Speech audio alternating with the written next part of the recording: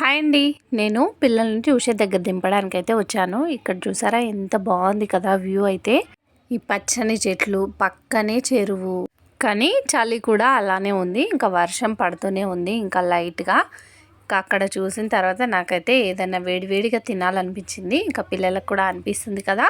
అందుకని ఇంకా ఇంటికి వచ్చేసిన వెంటనే వడలు చేద్దామని శనగపప్పునైతే నానబెట్టేశానండి. 1 అవర్ నానితే చాలు. ఇంకా దాంట్లోకి అల్లం ముక్క, జీలకర్ర, దాల్చిన చెక్క, వెల్లిపాయలు, ఇంకా పచ్చిమిర్చి వేసేసి మిక్సీకి అయితే పట్టేస్తున్నాను. కొద్దిగా జీలకర్ర, సాల్ట్ కూడా వేసేసి ఇలా మిక్సీకి అయితే పట్టేసుకోవాలి. ముందుగానే కొద్దిగా పప్పు పక్కకు తీసి పెట్టేశాను. ఇందులో మనం ఏ ఆకుకూర వేసుకున్నా బాగుంటుంది, వేసుకోకపోయినా బాగుంటుంది. వేసుకుంటే ఇంకొంచెం హెల్దీ. పాలకూర ఉంటే ఇంట్లో దాన్ని వేసేసాను. ఇంకా కొత్తిమీర కూడా వేసాను.